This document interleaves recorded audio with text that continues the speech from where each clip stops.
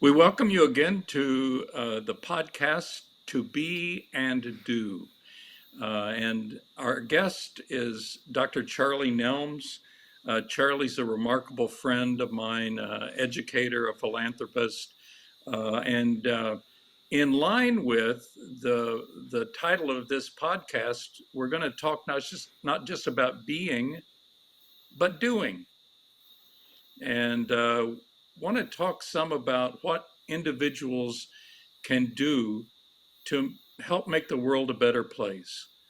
And I've been trying to come up with some of those things, Charlie, making a little list, starting Sure. with praying all the way to singing, and not just singing alone, but singing in a choir. Yeah. And of course, writing your legislature and dancing and also marching. Sure. So I'm wondering, what can people do to help make the world a better place? Phil, that's a good question, and it's one I think about a lot and work toward trying to do, to, to doing what it means to be. Okay, but Yeah, at there any you are. yeah, so but at any rate, I think the first step is to understand history. I just believe that history is a great teacher of lessons that we need to know and understand and appreciate because we live in a society where people think that everything this has never happened before. I hear people say we've never been here before. Okay, the things have changed so dramatically. Things have not changed nearly as dramatically as some people would have us believe, especially around social um, discourse and interaction and so on and so forth. But I think the most important thing is to try to understand the contextual framework for how we got here. What happened between 100 years ago and now, or 50 years ago and now. So that's number one. Number two, I think, is to take some ownership for the solution as opposed to expecting other people to do it. And so I have two little things that I remind myself is first of all, talk is cheap. That's why so many people talk. It's just cheap. You don't have to make a commitment to do anything. You just talk. Okay. And the second thing is that we are they. Now, Hmm. grammatically, that doesn't make any sense, but we are they. So when people talk about all of the social ills and everything from the environment to equitable, inclusive excellence, and so on and so forth, it's always in the context of what someone else should do. And I'm convinced that the first step in making the world a better place is for me, you, I, all of us, the listeners, to assume some personal responsibility for bringing about the solution. Okay. And to do that in an authentic kind of way. We don't have to do 50 things, we don't have to do 25 things, but let's do one or two things that are within our agency, our power to do. And one is to be in contact with our authentic selves and see ourselves as part of the solution as opposed to someone who's simply regurgitating the problem over and over and over again. So taking personal responsibility. Okay. Yeah, I I'm reminded as you're speaking. I've had a passion for helping resolve some of the homeless problems in this community, and I'll never forget coming in touch with the need to do a few weeks ago when I went to help set up the winter shelter so people could have a place to sleep, and that was hard work.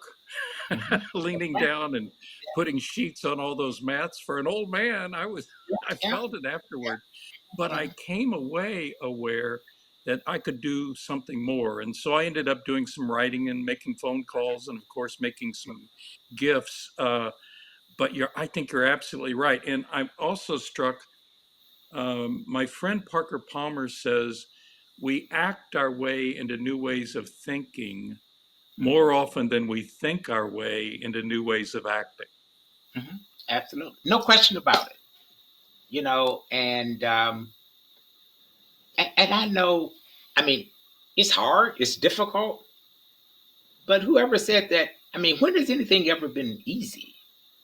Not for me at least. Okay, in my work, whether it be work for which I've been remunerated physically, financially, or the satisfaction that comes from doing the work. Okay, um, uh, so you keep on keeping it. In other words, if you invest some of yourself, it's a little easier to give money. But when you step out of the that little comfort zone and interact with that person who's unhoused, okay, or that hungry person, I think it has a way of touching our souls in a different kind of way. Okay, first of all, for me, it makes me more appreciative. Okay, and it makes me just a little less grumpy and complaint oriented. Right. Okay, Right. because I become more appreciative of the opportunities that I have. And I realize that the little things that I deal with are pretty minor compared to someone who's sleeping, outside in the wintertime, Yeah. okay, or if it's Yeah. raining. But well, um, so if I don't plant the tree, who will? If I don't water the plants, who will? Okay. If I don't spend some time with a young person, who will? So the line that comes to mind is the best time to plant a tree was 50 years ago. Years ago. Yeah. Yes. The second best time is right now. Is right now. Yeah. The best time to start is now. Yeah. So I this leads me to know that I want to talk with you another time about agriculture and root systems. Sure. And you, most people wouldn't know that you've got a little bit of experience and expertise about this. So let's plan on Okay. doing that another time. Well, I look forward to it. I have a degree in agronomy, and Wow. so a lot of kids don't even know what agronomy is. But I have a degree in agronomy, and I grew up on a farm as well. And so I look forward to that conversation. I look forward to Great. conversation as well. Yeah. Thank you, Dr. Charlie Nelms, for helping us think about the importance of acting right now. Yes. And Charlie, one of the things we sometimes do is ask people if they have a heartwarming experience or a heartburn that they would like to share. Do you have anything like that? Oh yeah, Phil. I have a heartfelt, heartwarming kind of thing. Okay, there's too much other stuff, so I won't even deal with that. But the heartwarming one for me is that 2 weeks ago, I had the good fortune of being at Lincoln University in Pennsylvania, the institution from which Langston Hughes and Thurgood Marshall both graduated, Cap Right. Calloway, of other people. And I had an opportunity to be there for the announcement of a gift from the Lilly Endowment to Thurgood Marshall College Fund. Wow. Okay. And it was in the same room where Thurgood Marshall and his debate team prepared to debate predominantly white teams around the country and to win. Okay. Wow. And it was at the time when a number of executive orders were being signed that would undo some understanding and appreciation for that history. And for that moment that I was in that library where Thurgood Marshall once walked and studied and all of that kind of thing, it was just it was powerful. And there Wow. was a student there who spoke, who accepted the gift, and so on and so forth. One of the acceptance speakers, and it's just powerful, impactful. Yeah, You and know, we are lucky to get to see the world in larger frames, and I'm lucky to have you as my friend to help me see horizons further than I.